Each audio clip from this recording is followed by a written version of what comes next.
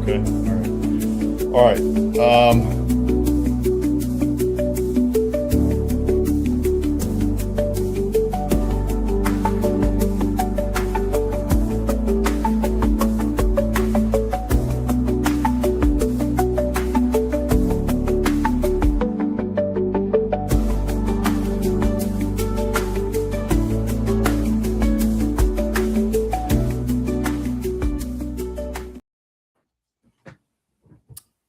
All right, everybody, welcome in. We've got a Monday night show for you. So as you can see, obviously it is not Wednesday 7, it is Monday because this week is Christmas and, we did not fit doing the show on Christmas Eve. Everybody's traveling.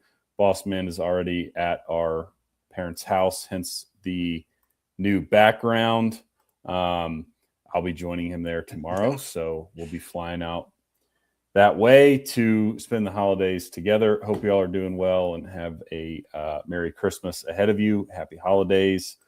Shout out to our friend Rick, who is joined in Monday night. Rick, thank you for joining. We're happy to do it. Of course, we had to talk about what we saw this past weekend, including this. Rick, again, thank you for your sympathies. Feeling bad for us. We felt bad for ourselves watching that game. So we'll be sure to get into the opening round college football playoff action, as well as some thoughts on the round 2 matchups. And I think that's pretty much it. So it should be a pretty cut and dry show tonight. We don't have a guest. We're just coming to you on a Monday to get some thoughts out there, and then everybody can go enjoy their Christmas and holiday time. Boss Man, how you doing tonight? I'm good. I can't complain. I'm happy to be home. It was a long travel day. Good to be back in Virginia here. But excited to talk some ball. Not so excited to talk about the A&M game, but I was there. I think I said it on last week's show. I was there. I didn't have some time to put together a little montage of some pictures and such that I had some videos. Not many videos or pictures were taken after the first or second quarter. Because it wasn't going so well for the Aggies. We were in the game the whole time, but just an abysmal performance on offense, which we'll get into. But good to be here. Christmas week. Things are good. Many things to be thankful for. So looking forward to talking some ball and a lot to look forward to in round 2 of the college football playoff. Definitely. Well, we can hop right into it. But before we do, obviously, sign up below for the newsletter. If you haven't, that goes out Mondays and Fridays, soon to be just on Wednesday. We'll talk more about that, when the off season actually arrives. But for now, still Monday morning, Wednesday, Friday morning, or afternoon, depending on when we get to it. But Mondays and Fridays, it's out. It's free, and we just keep you up to date with all the latest going on in the SEC and around the country. We're brought to you tonight, of course, by our friends at the Steer Agency. So shout out to those guys for supporting the show. But yeah, I think we hop right into it. So I feel like we can save the A&M Miami stuff maybe for last. We'll kind of do what we did with our friend Garrett from the 3 Technique Pod, where we'll do a bit of a sandwich here. We'll start with a good game. We'll talk G5 matchups, and then we'll end with the A&M Miami one, because it's probably what we'll have the most to say about, although we already had like a hour and a half debrief call on Sunday afternoon discussing the game. But anyway, rehash it. Yeah, exactly. So obviously, yeah, we could start in Norman. Alabama, gutsy, incredible comeback win. Things did not start out well for them, getting down in that 17-0 hole, but ultimately pull it out 34-24 on the road. The atmosphere in Norman was awesome. 50 Cent was there for some reason. I don't know if there's any connection to Oklahoma that he has. That would be the first I've heard of it, but he was there. So Alabama just stood up to the test after being embarrassed in the SEC title, and people saying they don't belong in, they shouldn't be here. Mostly Notre Dame fans, but just saying that Alabama shouldn't be in there, and then they go on the road and get a 10-point win in a hostile environment against a really good team that had already beat them earlier in the year. So big win for them. What were your takeaways from this game? There were many men in Norman, Oklahoma on Friday night, but the many men ended up being on the Alabama sideline and not on Oklahoma's sideline. Oklahoma had 50 Cent, but his song Many Men is what he was singing when he walked out, which is a fantastic song. That's a great gym song, pump up song, all that. Wild to have him in Norman. But I mean, we were talking about this during the game, like texting back and forth. I was leaving Alabama for dead, 17-0. Oklahoma got them earlier in the year. Oklahoma 2-0 against Alabama since joining the SEC. And you go down 17-0 in Norman in that environment. It's night. The crowd was going crazy. They had the light show going in, the schooners going all over. There's fireworks, everything. The whole thing, laser light show. I mean, yeah, the atmosphere in Norman, folks down there did a great job, with really pumping it up for that college football playoff game. And so, yeah, you go down 17-0 pretty early, and it's like, why would you have much faith in Alabama? And I think you texted, why did I pick Alabama? And I said, I don't know. Like, why did you pick Alabama? Like, I picked Oklahoma, and it looked really good. And I actually had a friend of mine, an Oklahoma Sooner. He texted, shot me a DM on Instagram and just said, I don't want to speak too soon, but this looks awesome. And then he texted me a little bit later and said, I spoke too soon. I said, yeah, I sure did. So I just, you got to give credit to Alabama, like the resiliency of this team. I mean, most people would have folded up and just curled up in a ball and said, well, good season, guys. Oh, well, 17-0. They got us on the ropes, and the season just didn't end as we wanted to. And I texted a couple friends during the game in the first half when it was 17-0 and just said, Michigan coach, Kalen DeBoer. And even if Oklahoma had won that game, I don't think that was true, but I was just joking around. But I was really impressed with the comeback, the way Ty Simpson played. I don't blame you, Rick. I quit watching. Well, shout out to Bonnie for getting you back in there. 17-7. There you go.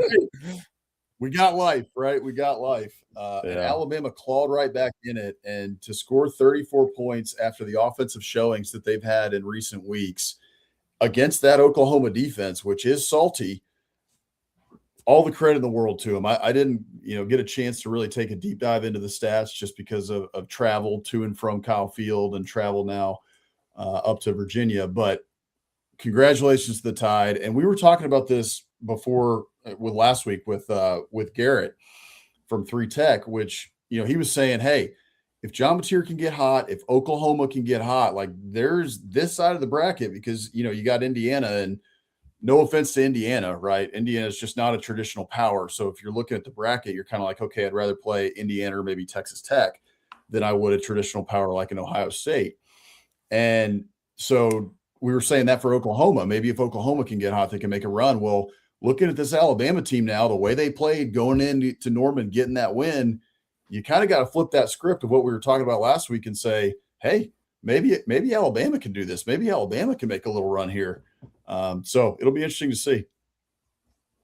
Yeah, it will. I mean, it's funny because I did pick Alabama, and I stuck with the pick because that's what I put on our pick sheet, and that's what I had talked about.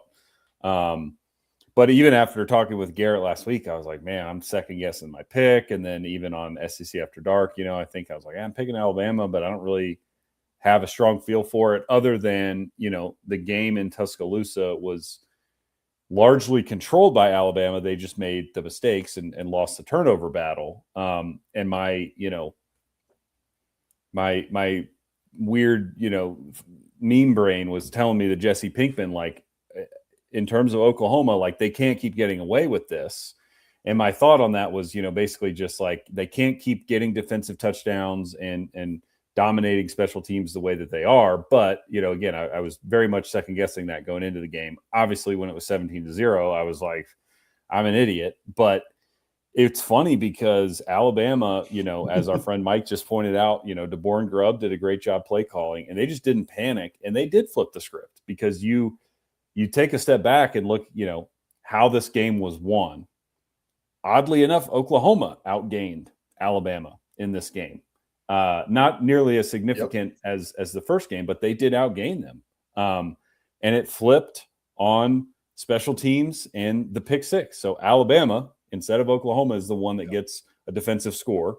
And then special teams, which has been one of Oklahoma's calling cards this year, was a disaster. I mean, they had the fumbled punt, which was one of the most bizarre things I've ever seen, with the kid just dropping the ball, which set Alabama up for a field goal. So Alabama had just come down and scored to make it 17-7. And then Oklahoma's ensuing possession, they're punting, and he just drops the ball, which gives Alabama a field goal. They don't convert it to a touchdown, but a field goal. So you're sitting at 17-10, and then next possession, pick six. So boom, 17 all going into the half.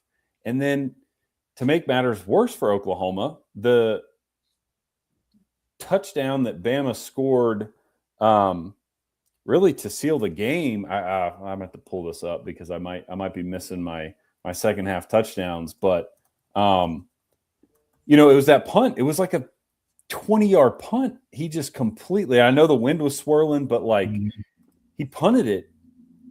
Looked like a middle school punt. And Alabama got the ball on the Oklahoma's 35 and promptly went down and scored. So it really was Oklahoma special teams killed them. Alabama's defense came up big when they needed to. And, that just was the story of the game. And then, so it was Oklahoma's, Alabama's final touchdown. So Oklahoma had just scored, made it 27-24. Forced Bama to punt. Bama punts, pins them deep. Oklahoma is then forced to punt, and it's like a 20-yard punt, and Bama gets the ball in the 35, and they go right down and score thanks to Daniel Hill, who ran the ball pretty well for Alabama, down the stretch in the second half there. But yeah, and look, I obviously too the missed field goals from Sandell were strange, but I don't think Oklahoma was scoring 10 points there. So those field goals, to me, maybe he hits the first one. Obviously they have a chance, but the second one was very much a prayer. Still strange to see him miss. He hadn't missed since the opening game. But again, it's one of those things like they can't keep getting away with this. Like, this stuff doesn't happen. No college kicker goes perfect through, 11 games in a row, and it all caught up to him at the worst possible time. And,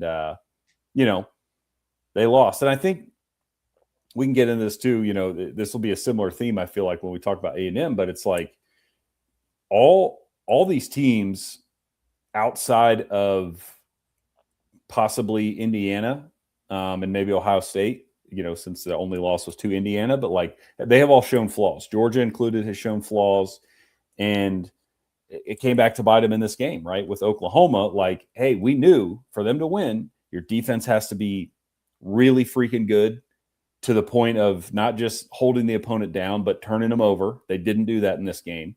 And you need your special teams to be really stinking good, and it was terrible, and you lose. Alabama's got plenty of flaws too, as they've shown, but those things came back to bite Oklahoma in this one at the worst possible time. Yeah, you brought up the field goals, the mishaps for Oklahoma, and I don't remember how many Talty hit. How many did Talty hit in the game? 2?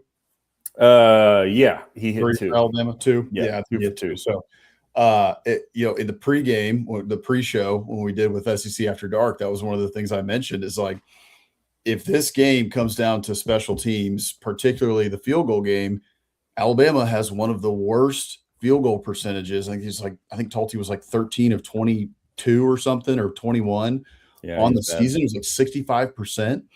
Whereas Oklahoma has one of the better kicking games in the SEC. So, like, you don't want this to come down to field goals if you're Alabama. If this one's tight at the end, and I have to go with a field goal kicker, like, I'm going with Oklahoma. Wind, whatever, and I know the wind could be a factor, but if I got to pick, I'm going with Oklahoma. And sure enough, college football, man, it's tough to predict. And Alabama's the one that ends up having, 2 for 2 for Tulsi, as far as I remember. And Oklahoma's the one that has issues in the kicking game. So what do you know? Good for Alabama, good win for them. And things are looking up again. And Kalen DeBoer not going to be the Michigan coach.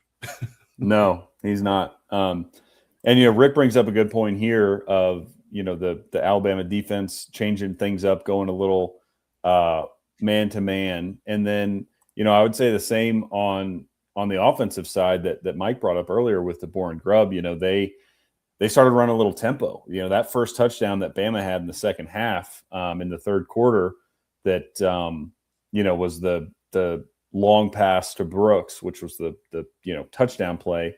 They ran tempo, and I think it's just a little thing you do, right, to mix things up, especially against a good defense that gets them a little bit off balance because up until really this game, the Oklahoma defense had Bama's number going back to last season. So just little tweaks like that made the difference here. And again, when it comes back to Oklahoma, it's just they needed the defense and special teams to perform better. And, the offense, I thought, played pretty well. Again, they outgained Bama, but it was all, it was all on Mateer and those receivers. And that's just not a winning recipe. I mean, Oklahoma finished with 50 yards rushing. Yeah, 55 yards rushing. So they just got nothing on the ground, which has been a theme all year. And so we're going to start seeing a lot of this as we did, again, as we saw in the A&M Miami game where, hey, man, this is the playoffs now. Your flaws,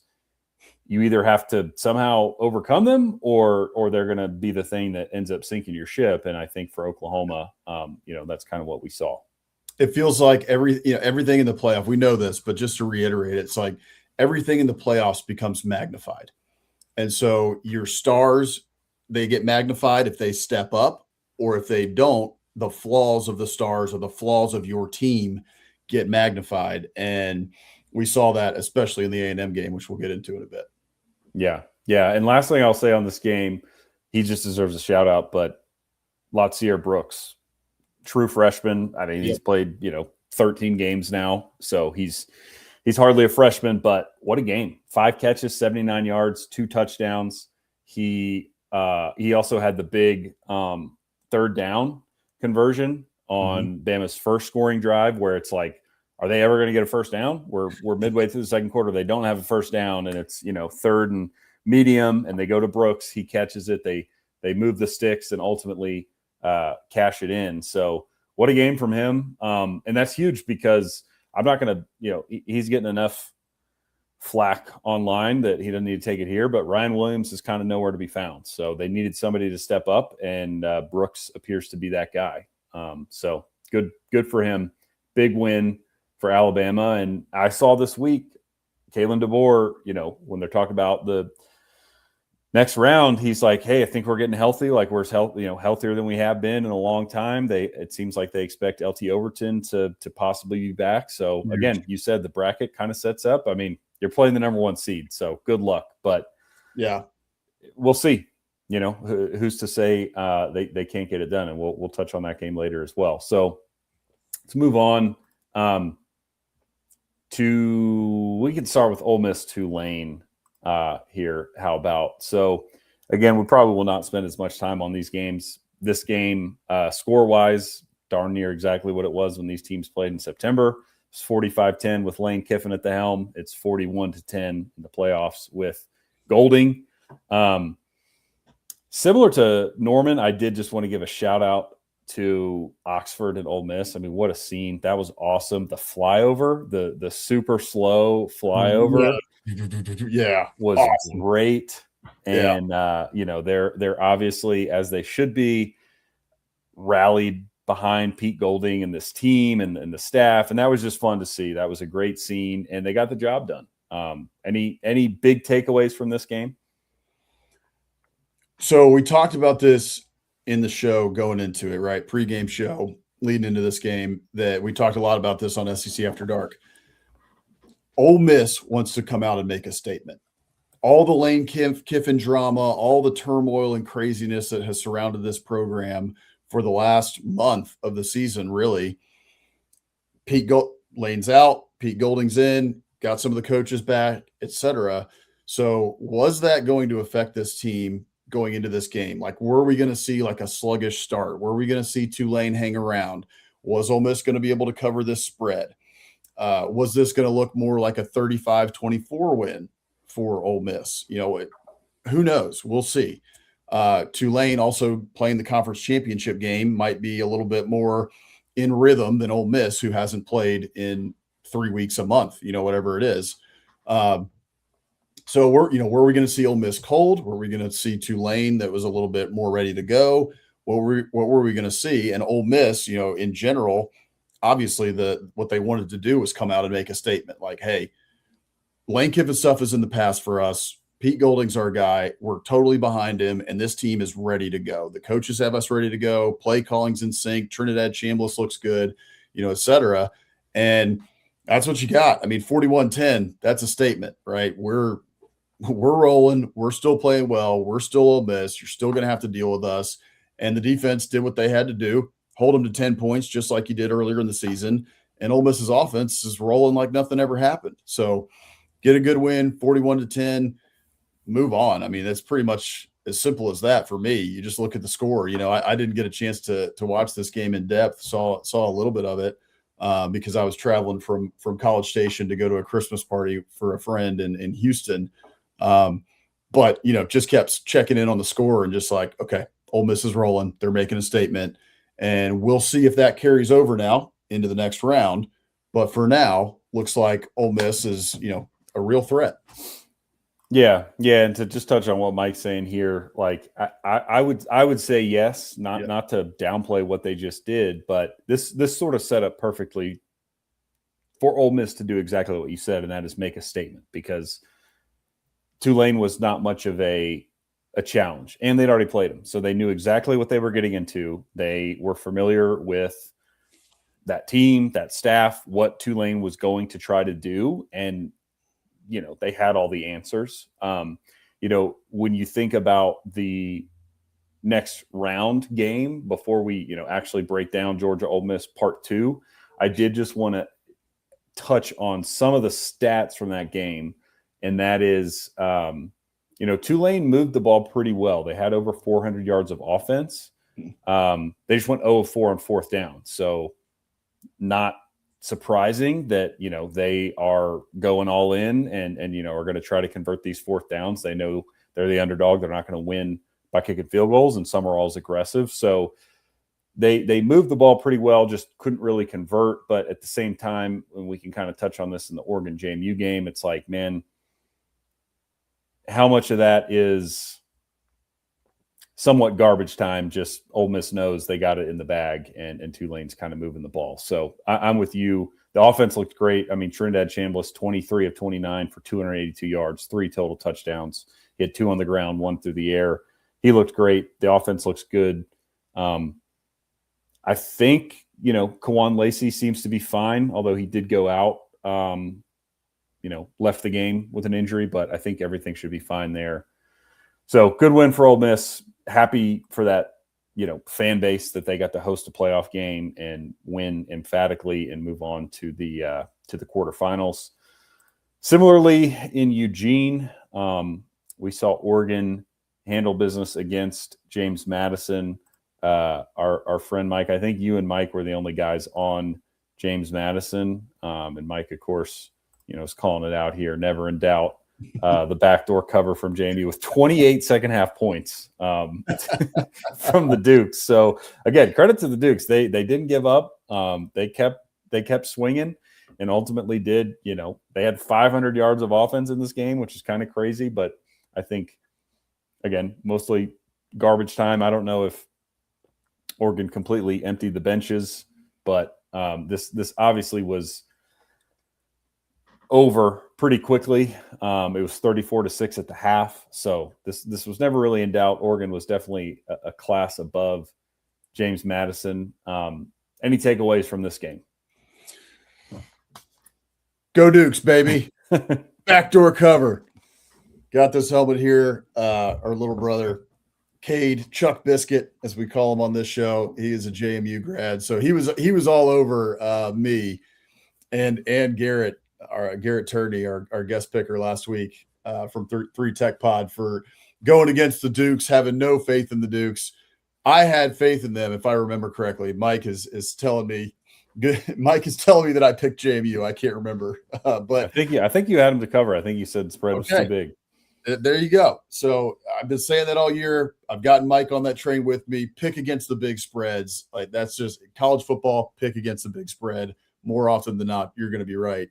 And so, yeah, I didn't have any faith in JMU to win this game, especially as we talked about last week with Garrett. Like, the cross country travel for Bob Chesney, the head coach at JMU, taking the UCLA job. He's going like this across the country.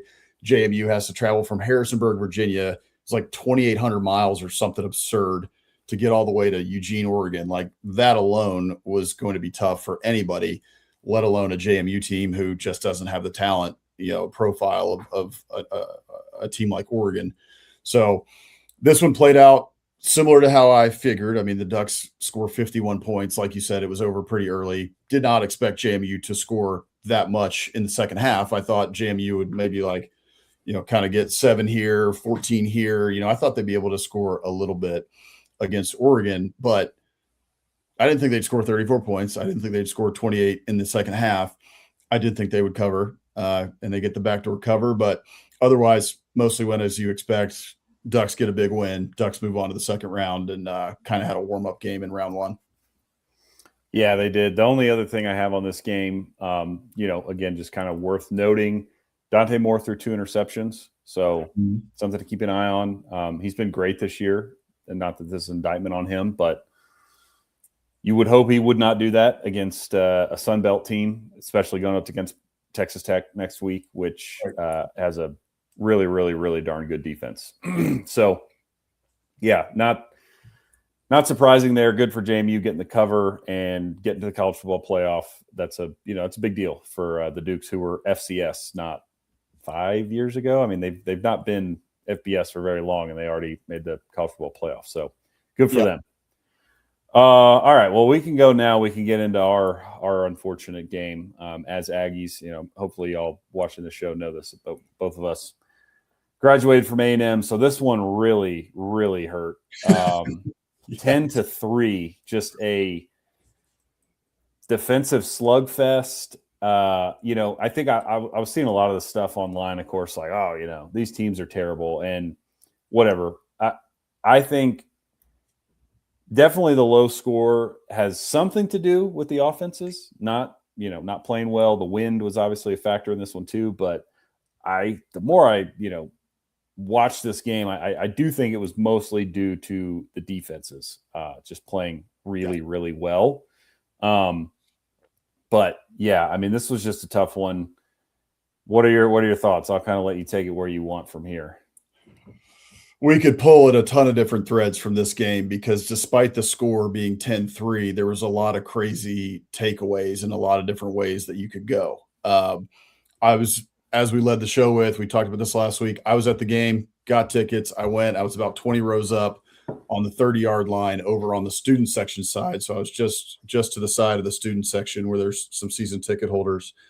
And the first thing I'll say is that the elements were an issue. Like, if you were watching the broadcast, I'm sure they were talking about the wind and everything like that. But being in the stadium, the wind was crazy. It's some of the craziest wind I've ever experienced in a stadium, let alone Kyle Field. Like, Kyle Field can get windy, but it was swirling. If it was like Soldier Field in Chicago. I mean, the flags on the top of the stadium were going different ways the whole game. The flags on top of the field goal were going crazy on both ends of the stadium all game. So that was the first thing, was that even though it was just overcast for the first half, and then, the sun started shining a bit in the second half, that was a bit deceiving because the wind was nuts all day.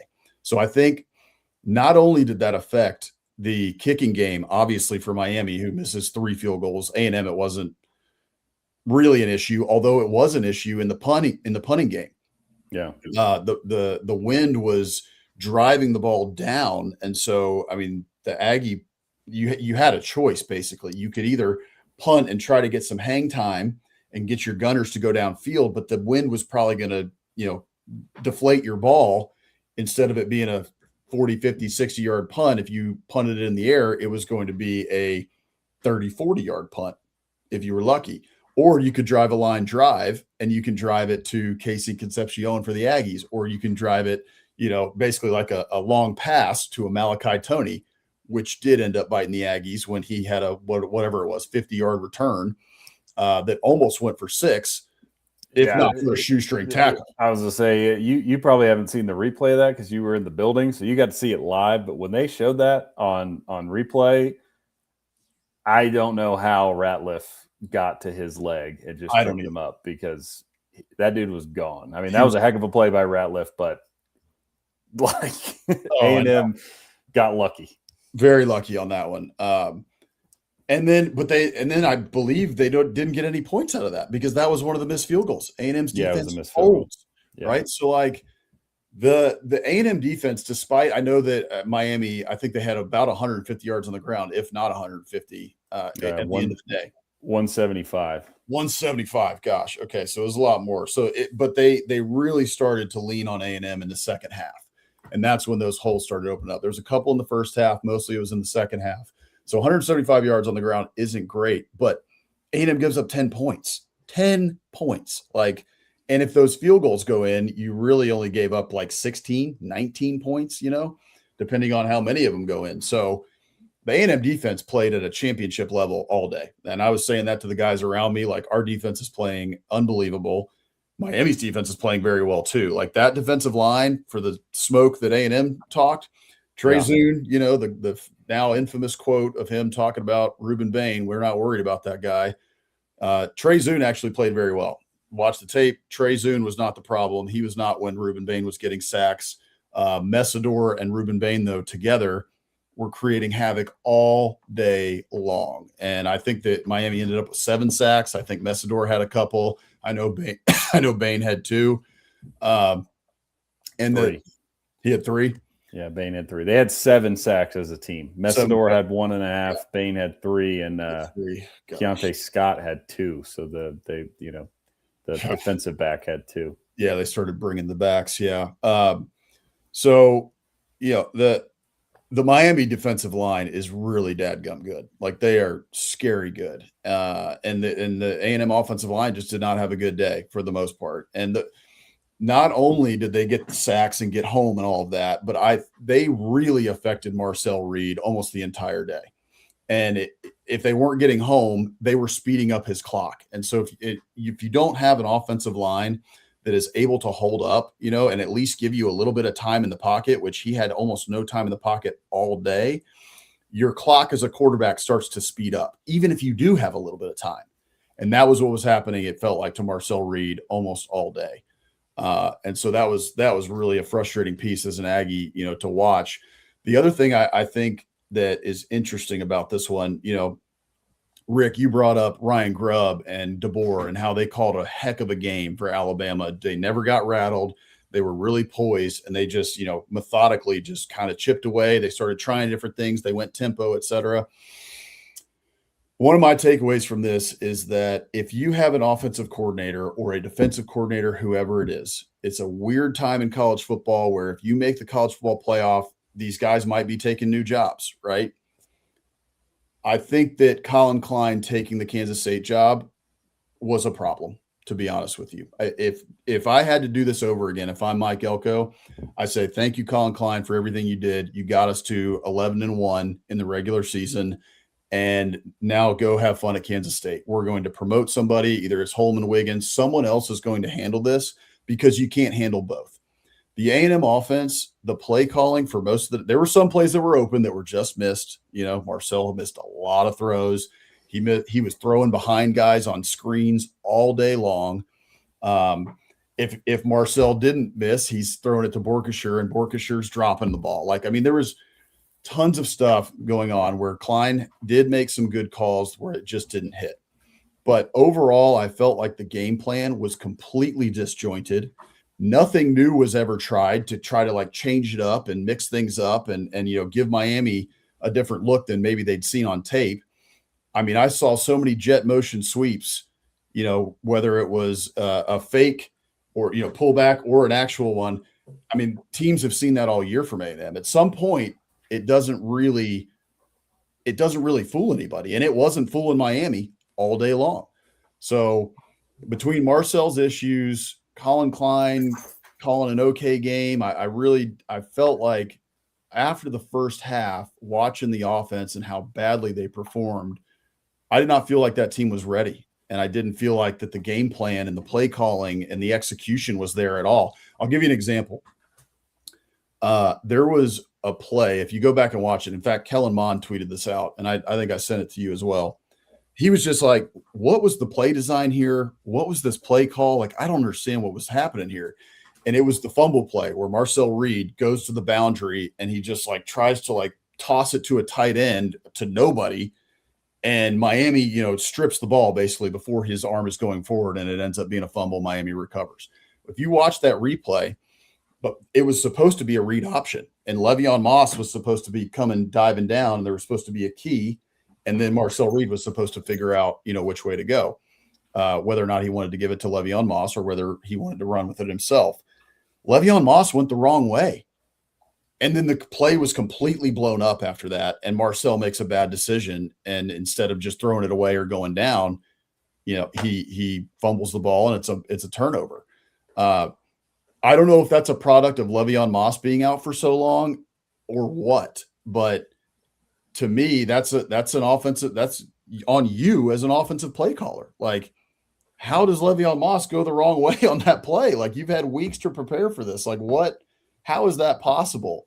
There were two offensive false starts at home that killed drives, like momentum killing false start penalties that took you from like 3rd and 4 to like 3rd and 12 or 3rd and 14. They came off of a timeout on a 4th and 4 or 4th and 5 that they were going to go for, and you get a false start off of a timeout at home. Yeah. It just didn't look prepared. So anyway, that's my long spiel on it. What were your takeaways? What were some of the things I missed? Yeah, I mean, I think that's totally fair. Because I love Colin Klein. I thought he had a great season. I thought he was good for the most part, last year, and obviously I'm happy for him. He's going back to his alma mater to take the head coaching job. That's amazing. So this is not shade, but as our friend Mike points out, you really can't do two jobs at once. And even Andy's pointing out here that, Hartline's leaving, and I saw today Hartline's still there, took the USF job, but he's still on staff at Ohio State. Well, Ryan Day said, I'm going to call the plays because he knows that. Good for him. Yeah. Yeah. Like, hey man, great. We love you. You can stick around. We want you here. You're part of the team, but you can't do two things at once. So I think there's definitely some of that. I agree. I think, it felt like, given we had 3 weeks to prepare, that was an interesting game plan. To defend Klein here, it's really hard to have a good game plan when you can't block. And the A&M offensive line got worked. 3 tackles for loss and 7 sacks. That's tough. Another thing is look, it's hard when we talked about this, but Marcel just has to be better because when plays were there, he did have time. He's got happy feet. He's not setting his feet. Correct. The first interception that he threw over the middle, that was the right play. The guy was open. He throws it 4 feet high and 4 yards behind him. So that's obviously not on Klein. The fumble, I'm with you. That speaks to just being disjointed and unprepared. But again, a wise quarterback in that scenario goes, this play is busted. I'm either getting down or I'm running north and south to try and get, as close to the line of scrimmage as I can, not whatever he tried to do, which that was a complete panic move and resulted in a turnover. So I think a lot of that, it's a combination. It doesn't just fall all on Reed. It doesn't fall all on Klein, doesn't fall all on the offensive line, but just a combination of things happened, and A&M obviously, wasn't able to recover from it. You brought up the run game. A&M did not run the ball well. However, I don't know if it was Moss going down again and going out into the locker room, but I thought we kind of abandoned the run game too quickly because it wasn't very effective. But I'm just looking at the box score now. Marcel Reed threw the ball 40 times, which I don't think is ever really our recipe to win.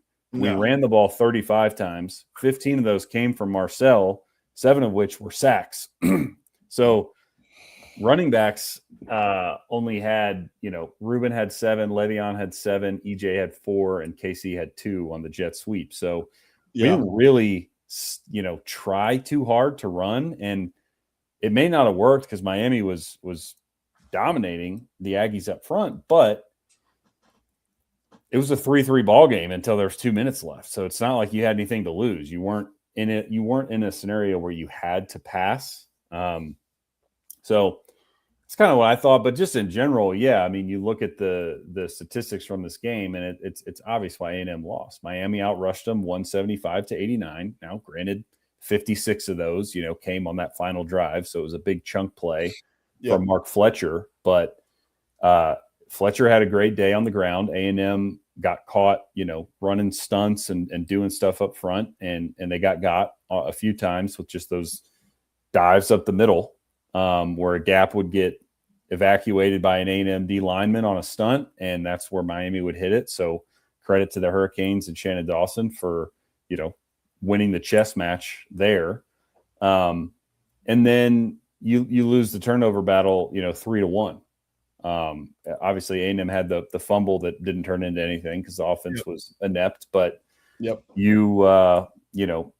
A&M turned the ball over 3 times, obviously, including the one at the end of the game where you're on the doorstep about ready to tie the game. And, we were talking afterward, you and I offline, just like after that game, thinking when he scored, when Malachi Tony scored, I thought, okay, like I'm glad he scored because, and I don't blame him. I know there's the debate. Oh, do you go down, say for 3? Given the Miami guy had missed 3 field goals, it's windy. I don't fault the guy for taking the point, but when he did that and A&M didn't have any timeouts left, I was like, okay, well, now we have a chance at least. And I thought, hey man, we've been here before and I felt pretty good about it. And of course we drive right down there. But then, the field shrinks, and given the day that Marcel had, I wasn't surprised that it ended that way. And as we talked about, this isn't first and goal or whatever, goal to goal from the 5 in the second quarter. This is 30 seconds left, your season on the line. You got to throw the ball. So he was late. It was a bad decision, but you have to throw it. Again, maybe some more creativity from Klein would have been helpful down there, but you can't, in a game that you lose 10-3, you can't turn the ball over 3 times, one of which being from your opponent's 5-yard line, and expect to win. So I think at the end of the day, tip your hat to Miami. That defense, they came to play. And I thought Miami, too, on offense, like they didn't have a good, A&M outgained them. They had a worse day, statistically speaking, but I would give them credit for sticking with the run game and just sticking with their plan. I mean, Carson Beck threw the ball 20 times. I think they knew, hey, it's windy, and this guy is turnover prone, just like A&M's quarterback was. But A&M's quarterback threw the ball 40 times. Miami threw it 20. They knew, like, this is what we have to do. We're going to stick to it. And it didn't work until there was 2 minutes left in the game, and then it worked. So I give those guys credit for, sticking to their game plan, being the more physical team at the point of attack, and A&M just, kind of being unprepared, making bad mistakes at the worst time. And similar to what I said about Oklahoma, it's like, hey, man, these flaws, because A&M was not a perfect team all season, they came back to bite him. Marcel had been turnover prone, especially down the stretch. Well, he turns the ball over 3 times. A&M special teams had not been good all season. They weren't good in this game. So at the end of the day, you go up against teams in the college football playoff that are really good, and it's hard to win those games. And Miami, made a couple plays that they needed to make at the right time and got the win. Well, let's be clear about this. In my opinion, A&M completely beat themselves in this game. They had the talent to beat them. You match up very well with Miami in terms of talent. You probably are the more talented team. You're at home. The environment was insane. I mean, Kyle Field, even for an 11 a.m. game, was going nuts. I mean, the atmosphere was incredible, especially when the Aggies were on defense. So you have the 12th man behind you. You have all of these things in your favor, and you have stupid penalties. We only had four. The Aggies only had 4 penalties for 15 yards, but those penalties were at critical junctures, like I mentioned earlier. Yeah, false starts on 3rd and short. False start on 4th down off a timeout. False start on 3rd down that kills your drive basically twice. You killed 2 drives off that. You try to execute a fake punt from the 50 that doesn't come back to bite you, but it's completely poorly executed. The punter throws it out of bounds over the guy's head who was open. It was just one thing after the other that the Aggies continually shot themselves in the foot, which has been the story of A&M football for a very long time. But A&M, it had been a long time. I mean, before the Texas game, I think they'd hit 30 points in every single game up until Texas. Yes. And you lose Correct. to 17 points against Texas, and then you score 3 against Miami. Like, you beat yourself. 3 turnovers. And I'll reiterate it. I said this before the game. I said this on our show and on SEC After Dark. The one thing that worries me about this game is turnovers. Yeah. A&M does not turn teams over. They're one of the worst in the SEC in terms of turnover margin, while Miami is one of the best in the ACC in terms of turnover margin because their defense gets turnovers. And while Carson Beck is turnover prone, he threw 10 picks on the year, they're still plus, right? They're top 3 in the ACC in turnover margin. So Marcel has not been playing well. He's been turning the ball over. Like, that worries the heck out of me. Well, what happened? 3 bad turnovers from Marcel, one that ends the game in the end zone when you have a chance to go down and beat them. And I mean, you could just go down the list of mistakes. It was just over and over and over again. The KC Concepcion, there's no one within 10 yards of him on either side on that last drive, and Marcel throws it short, and KC can't catch it. Like, the other one, the last one I'll talk about here very quickly is the special teams from top to bottom for A&M was terrible, just abysmal. Like, I don't know what the special teams coach for A&M should be worried about his job. And I don't think he's going to get fired because he's an Elko guy, was at Duke. He's a respected coach. So maybe they're going to fix it in the portal or whatever.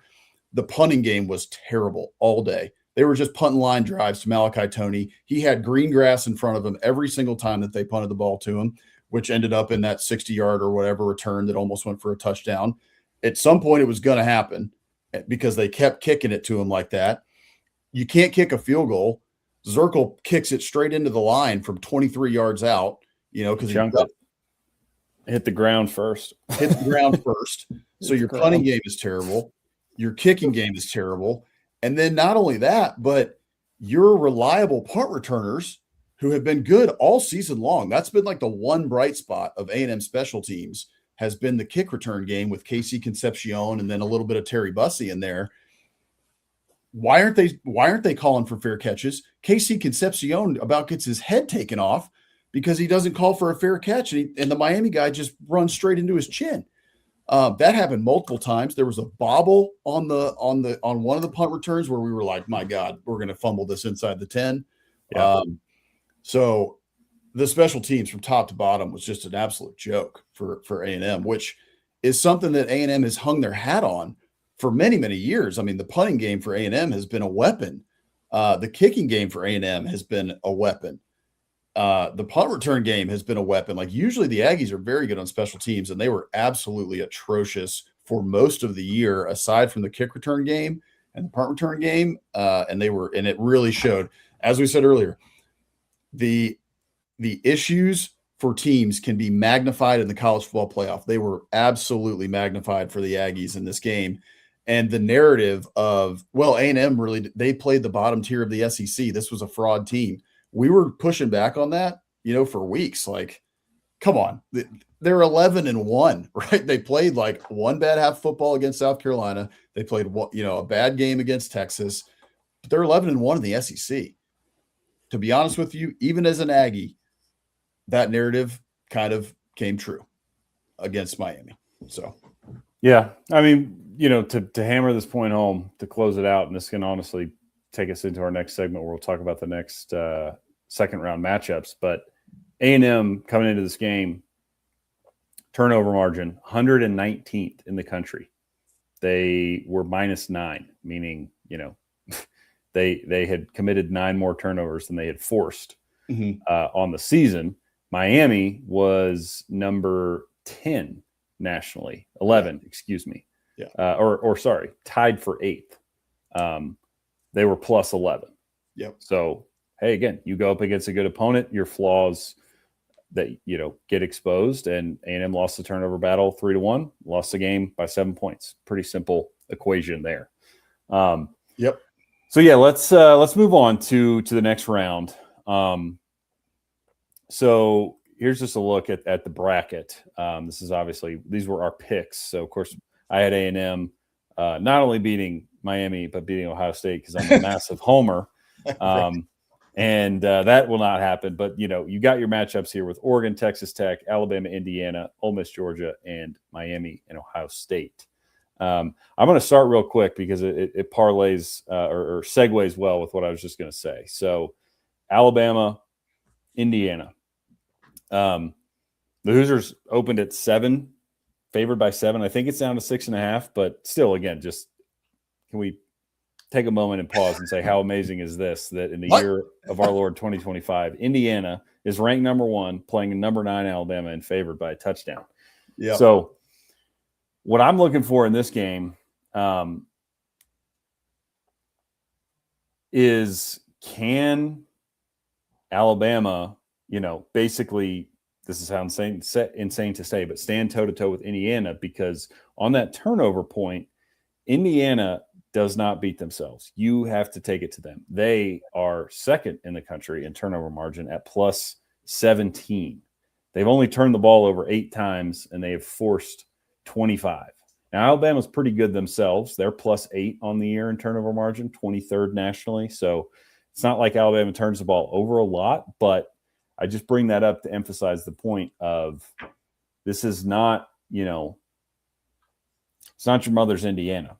You are going to have to beat them straight up. They won't beat themselves. We saw it against Ohio State, right? Ohio State, for everybody's money going into that game, was the best team in the country, and Indiana stood toe-to-toe with them and ended up beating them. And, thanks to a missed field goal by Ohio State. But, hey, it's like you control what you can control. You don't have any control over Ohio State making or missing a kick. They miss the kick. Indiana takes advantage. And then I think, the other thing about this game that is interesting is the quarterback matchup. For my money, these are probably the 2 best quarterbacks out there.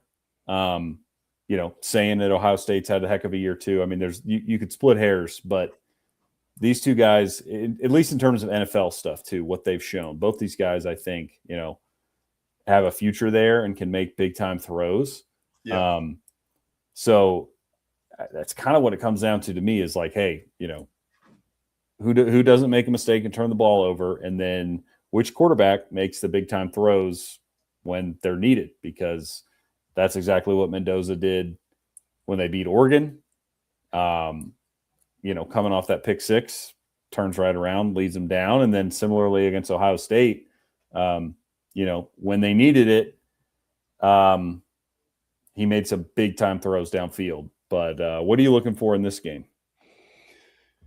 Yeah, I'm really interested watching Indiana and their corners on the outside, their safeties against the Bama receivers, because I remember watching, I didn't watch a ton of Indiana football this year, just kind of watch them from afar, watch some of the highlights, like they just keep winning. They just keep winning, right? Before I say this too, the team that most looks like a Nick Saban team is Indiana. Like Kurt Signetti from the Saban tree, like you said, Indiana does not beat themselves. Like, you were going to have to rip this thing from the jaws in order to get a victory. And that is what it used to be like playing Alabama when Nick Saban was in charge. So really just interesting to see that dichotomy, that now Indiana is the one playing Nick Saban football with Kurt Signetti off that tree. And not that Alabama's bad, but they just play, a bit of a different style of football. And sometimes they can beat themselves, as they have done, before this season, as we've seen, and as they did last season at times as well. So the matchup I'm interested in, I'm just trying to look up the stats again because I couldn't remember. And I remember Ohio State moved the ball on them. They had 322 yards of total offense. They couldn't run the ball. That was interesting. So I'm interested to see if Alabama has any chance to run the ball in this game. They can't run the ball, right? Ohio State couldn't run the ball on this Indiana defense. So Indiana is going to just load it up and just say, hey, good luck. I don't think you can run the ball against us at all. And they play a lot of press coverage, a lot of man coverage on the outside for Indiana. And they do a pretty good job of that too. And so I'm interested to see how much separation these Alabama receivers can get. Alabama's got great receivers, and they've been playing pretty well. Jeremy Bernard had one of the best catches we've seen all year that made up for some of the drops that he's had recently in that game against Oklahoma, where he went up over the corner's head and just picked it up like he was Julio Jones or something. So we know about Ryan Williams. He's had his issues this year, but he's a very talented guy. Jeremy Bernard. You've got multiple receivers. Isaiah Horton right on the outside for Alabama. But Indiana, very salty on defense. And with the fact that that you're not going to be able to run the ball much on Indiana, like how much space and separation are these wide receivers going to be able to get? I expect a fairly low-scoring game in this one as well. I think it's going to be in the 20s probably, if I had to guess, like a 27-24 kind of game. But that's the matchup I'm really keyed in on watching outside of the quarterback duel. Yeah, no, I think you're right. I would expect a low-scoring affair here, but I think it should be a good game. I mean, my initial gut is I like Indiana to win, but I would pick Bama to cover. I'm not sure that Indiana can get that far ahead. I think Alabama's defense is very good, and I think this will be a back and forth defensive battle. Speaking of defensive battles, we can carry this over into Miami and Ohio State. The Buckeyes open as 10-point favorites. Again, huge homer pick by me to have the Aggies beating Ohio State in my bracket in the second round. Obviously, Miami is now there. After seeing that game, I struggled to see, and I would say the same about A&M, had they somehow pulled out that win. I struggled to see how either one of these teams can hang with Ohio State. The Miami defensive line is nasty. I think they can give Ohio State some trouble, and we saw when Indiana did that and was able to get pressure on Sayin, it made him uncomfortable. But I don't think Miami can score in this game. Ohio State's defense is better than A&M's, and that was not a good offensive performance for Miami, despite the fact that they got the win.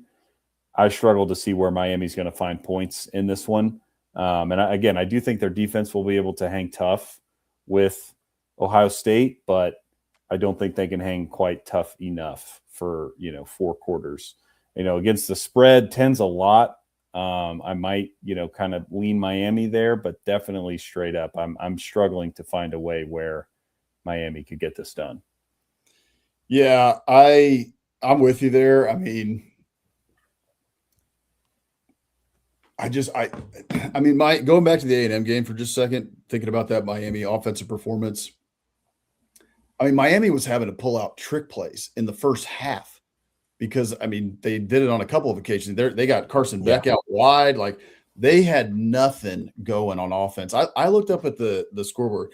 You probably know the stats better than I do, but I looked up at the ribbon board early in the second half, and they had the QB stats. They had flashed the QB stats up there. Carson Beck had nine yards passing in the first half.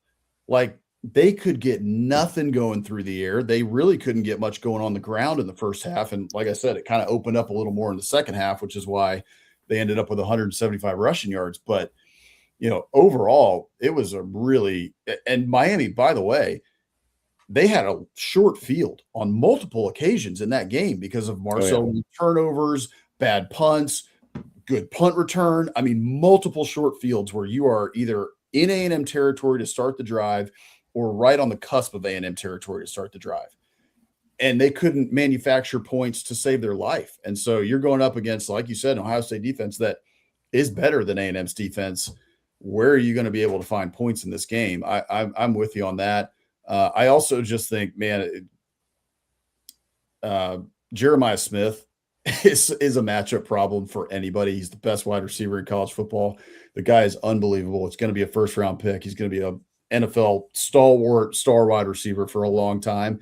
I mean, I just was looking up the stats, had like 144 yards receiving, as well as Indiana played on defense against Ohio State and pressing up and doing pretty well, on the outside. 144 yards, 8 receptions against that Indiana defense, which is also salty. So A&M has good receivers, Casey Concepcion, Mario Craver. Craver had a great catch early in that game as well for a 60-something yard, reception.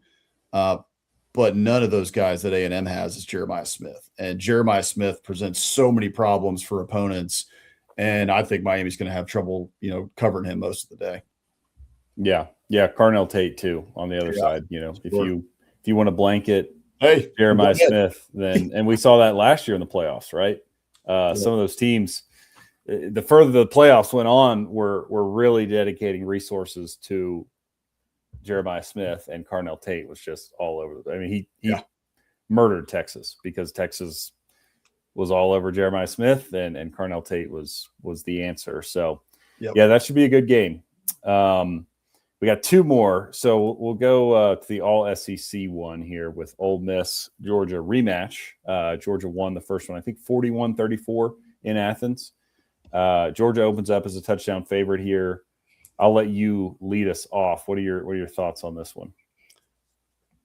I think this is where everything for Ole Miss catches up to them, because Georgia, in my mind, I mean, we talked about this. We can flash our brackets again if we want, but in our college football playoff predictions given them in the last show, we both picked Georgia to win the national title. I think they were my preseason pick to win the national title. I can't remember who you picked, but I know they were in your Final Four at the very least, right? So we both are very high on Georgia. I'm even higher now on Georgia than I was in the preseason. Like, I think they're really coming into form now. Gunnar Stockton is playing very well, playing at a very high clip.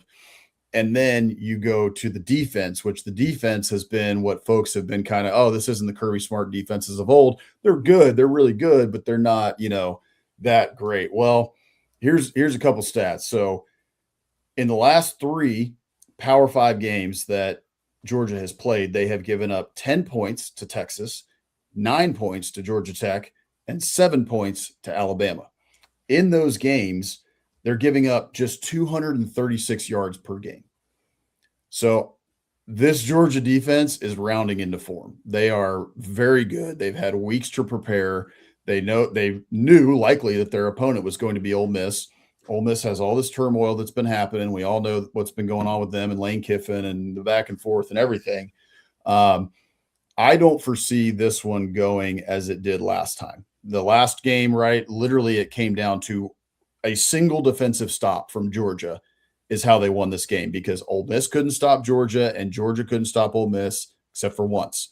So I don't see this game going in the same way that it did earlier in the season. I think Georgia is a much better team right now than they were at that point in the season. And I think Ole Miss, while they just did what they did to Tulane, which was impressive, 41-10, great, the step up in competition from Tulane to Georgia is, night and day. So Ole Miss has a ton of weapons. Trinidad Chambliss is playing very well. I get all that. I think Ole Miss is able to keep this one close, but I think Georgia covers this game. I think Georgia is the team of destiny. I think they're going to be your national champion. And so I just really like where this Georgia defense is at. I don't think that Ole Miss, with all the turmoil that's been going on, is going to be able to beat Georgia. Yeah.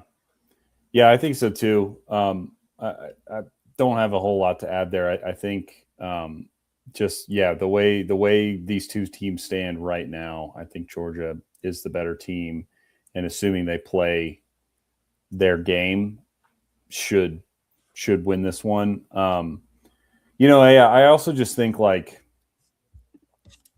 Pete Golding brought it up in the post game, and then again I think in his press conference today of like, what are you looking forward to playing to Georgia? And he's like, nothing right now. And then they asked something about I don't remember what the question was, but he's like, well, I hope we can force him to punt this go around.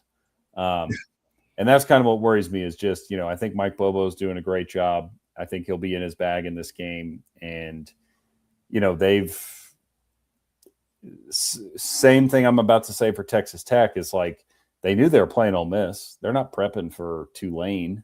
And I don't know how much resources Tulane garnered from Ole Miss this week. They probably were prepping for Georgia as well. But I do think there's at least a little bit of a dynamic there of, Georgia has known since the bracket came out that they'd be playing Ole Miss, and they've already seen them. They're going to have a good plan. Similarly, Ole Miss will have a good plan because they've already seen Georgia, and so they know, where their shortcomings were and how to mask them. But yeah, at the end of the day, I just think Georgia's the better team at the moment. So I would definitely roll with the dogs there. So our last game, Texas Tech and Oregon. It's like we got the numbers mixed up there on our graphic, but the spread is correct. Oregon is favored by 1.5.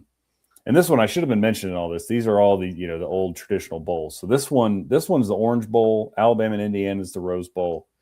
Sugar Bowl in New Orleans is Ole Miss, Georgia, and then the Cotton Bowl in Dallas, Miami, and Ohio State. So this is the Orange Bowl. I'm kind of going to say the same thing I just said. I sort of like Texas Tech in this matchup because they have known that they are playing Oregon. And again, I'm sure Oregon was prepping for Tech as well, knowing that JMU would likely not pose that big of a threat. But I don't know, man. Texas Tech coming off that big win against BYU. I think Oregon, especially offensively, will present challenges that Texas Tech has not seen. Mm-hmm. And they will be stretched in ways, that they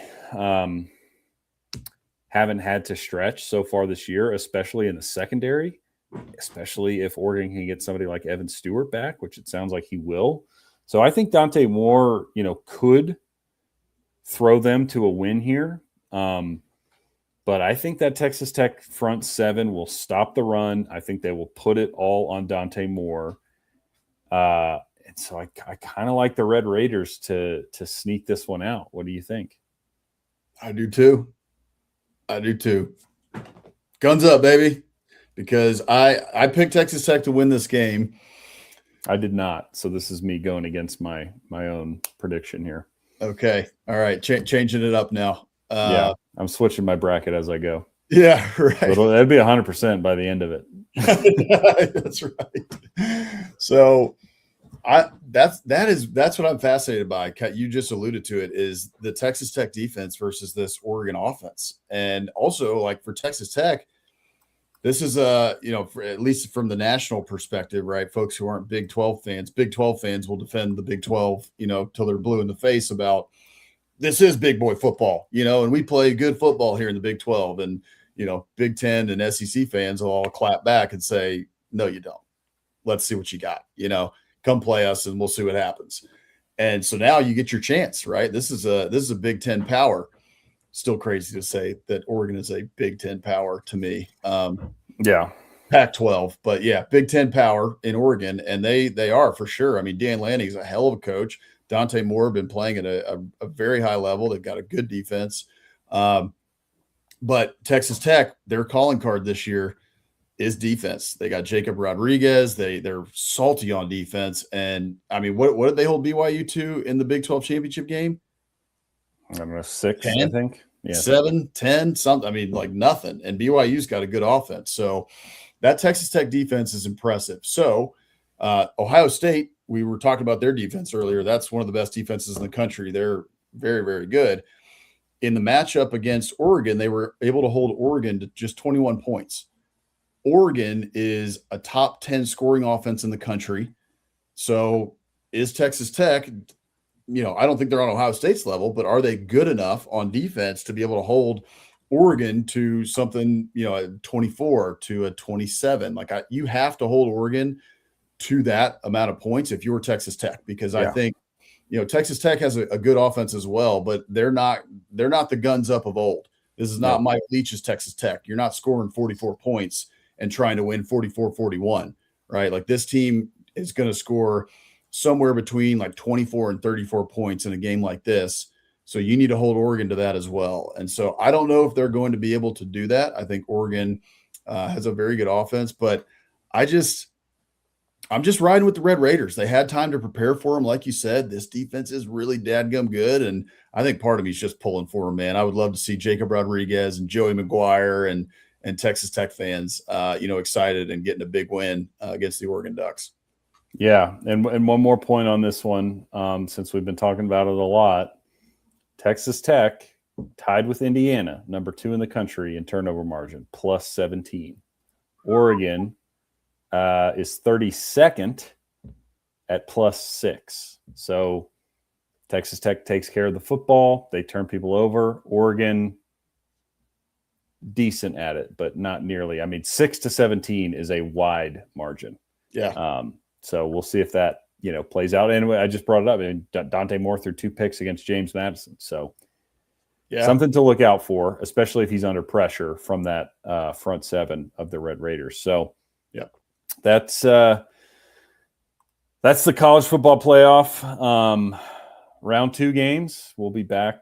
I don't know when we'll be back exactly. We'll figure that out, but we'll be back definitely before the semis to talk through those and break down the quarterfinal matchups that we've got coming up on New Year's Eve and New Year's Day. So let's close out the show here as my dogs start barking in the background. Time to go, Dad. Yep, we've got our Muschamp Coach of the Week. So you put this one together. I got it uploaded down there, but I'll let you intro it. Yes. So got over 250 of you guys watching us right now. So we appreciate every single one of you watching us right now.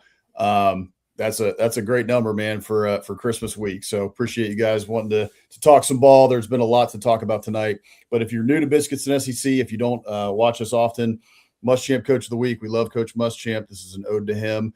I think we may have to change. Yeah, we may have to change the name now, considering he's the Texas defensive coordinator, at which, like, Coach Muschamp, we love you, man, but you just stake to the heart of Biscuits and SEC. Like after all we've done for you. Yeah, that's right. Yeah, just he really turned code on us. So we've been workshopping some new names with our friend Mike Huseman of SEC After Dark and of Off Season After Dark. So we may have to come up with a new name for the Muschamp Coach of the Week. But as of now, and even still, everything we say about Coach Muschamp is true, and that it personifies what it means to be a college football coach and the passion of college football, punching whiteboards, blood running down his face, and a heck of a defensive coach as well. So we like to give this award every week to the coach that best exemplifies that passion for the game of college football. This is a second-time winner this week, and there was plenty we could have gone off with the playoffs and everything going on, but I thought that this guy, Biff Poggi, got it. He got it earlier this season when he filled in for Sharon Moore, who was suspended for 2 games or whatever it was. And he got a win early in the season. And the post-game press conference was hilarious, or the post-game interview.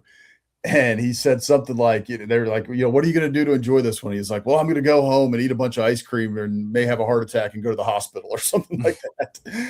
And so that clip is worth finding. Just go search it on Twitter. You'll find it in a minute. But Biff Poggi is your Muschamp Coach of the Week this week because he was interviewing to be the potential Michigan head coach. And I think he's gone through a couple interviews. He has a real chance to get this job.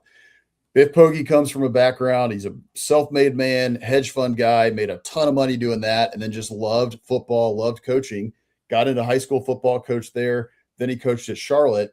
But I think he's a Michigan grad, if I'm not mistaken.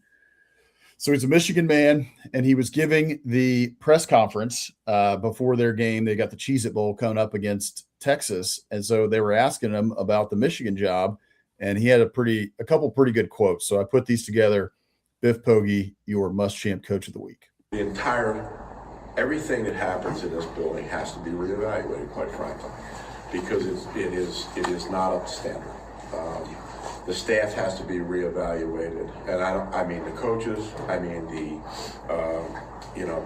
the analysts, I mean everybody in the building except Dave, but it has to be evaluated.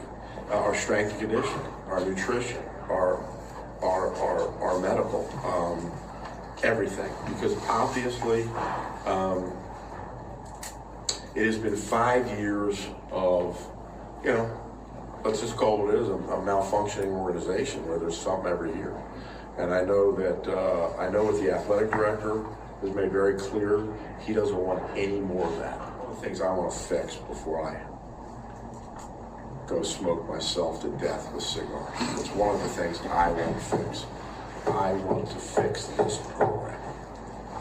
And it's with every coaching change. Any new coach is going to want to examine everything in the building. And, we sometimes a fresh look at things is always helpful. And I think in any organization, if you're not basically self-scouting, in business, you need to do it every quarter because you report results. And if you're not doing it on a continuing basis, you're getting worse. Somebody is passing you.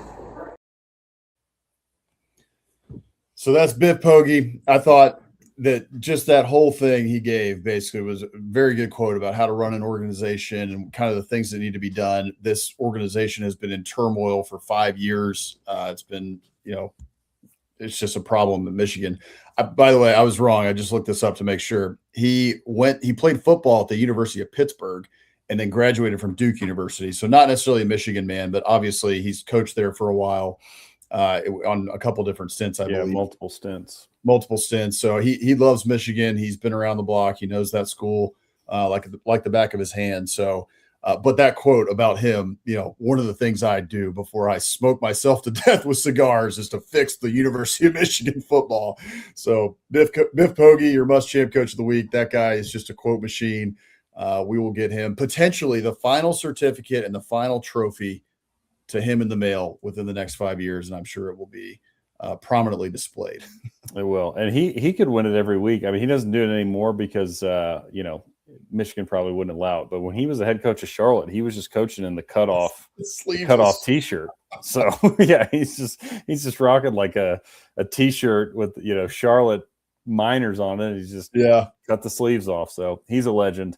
Total football guy. Just one last thing on it. If you have not seen the documentary about, I think it's Gilmer School, or where was he at? Gilman. He was at Gilman in Baltimore. That's where he got back into coaching. And big prep school. Yeah. And so there's a documentary about Biff Poggi coaching in Baltimore and how he kind of revitalized that program, what he did. I think it's like 8 or something episodes. So it's well worth a watch. I believe it's on HBO. So if you haven't seen that, go check that documentary out. Absolutely. Well, we will close it out with this. Our biscuit of the week. Again, if you're new around here, we do a biscuit of the week every week. We are Biscuits and SEC. We love biscuits. We love food and Southern culture. So we like to give a shout out each week to a specific biscuit. If you'd like to be featured, send us one. Rick, I think we got one in the hopper for you, so we'll have to get back to that. Our friend Rick Wilmarth, a.k.a. Captain Biscuit, sends us plenty of biscuits to feature on the show, and we're happy to do it. But if you would like to be featured, just DM us all over social media or email us, contact@biscuitsandsec.com. We'll be sure to feature you.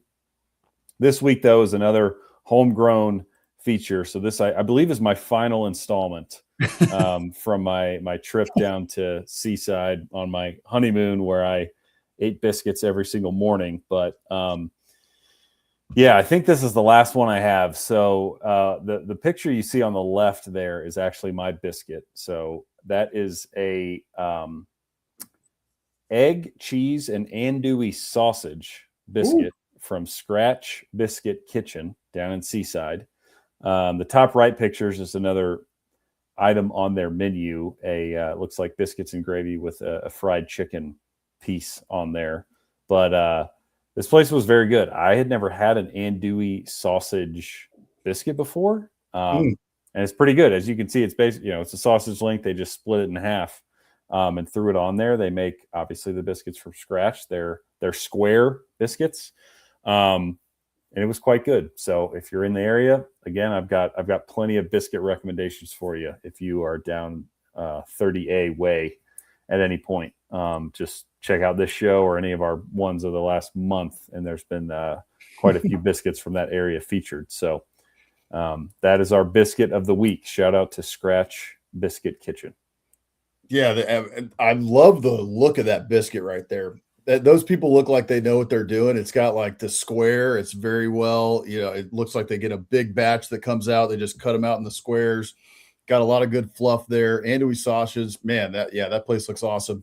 My question for you is, I with the amount of biscuits we featured, it looks like you did one in the morning, one at lunch, and one in the evening.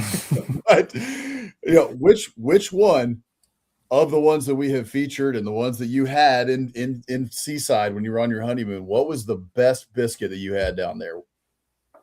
Yeah, the best one came, I think it was the first one I featured, from Black Bear Bread Company. And it was just a sausage, egg, and cheese biscuit, but it was outstanding and enormous. That was my favorite one. I would recommend going there. That one was probably number 2, and the one last week was probably number 3. The Fonville Press spicy chicken biscuit, probably 3. Scratch Kitchen andouille sausage, number 2, and then Black Bear Bread Co. sausage, egg, and cheese, number 1. I will say, though, to give another shout out to Scratch, maybe not necessarily Scratch, but their patrons. We walked in. It's one of those places you order at the counter, sit down with a number. So we walk in, get our number, sit down. And there's a guy sitting a couple tables down from me in a Vandy two-turn hat. And he's probably retired. And he was a regular there. He knew the name of the lady behind the register. And some guy, he was about to leave. So he's got his Vandy two-turn hat on. And he's walking out. And some guy comes walking in that he knows. So he probably lives down there. And he comes back in and sits down, and he's talking Vandy football with this guy. Yeah, let's go. He's talking all about Diego Pavia and Vandy football. So it's like, man, this is my kind of place. I'm sure he watches Biscuits and SEC. Did you let him know? Hey, man. No, I didn't. The newsletter. Oh, come on. The newsletter. I should have some guerrilla marketing. Boots That's on right, the ground. Man. Missed opportunity. That's all right. Well, you said the one that was the best was just the classic sausage, egg, and cheese, man. So, hey, Keep it simple, stupid. Classic sausage, egg, and cheese, bacon, egg, and cheese biscuit, man. It's hard to beat. It is.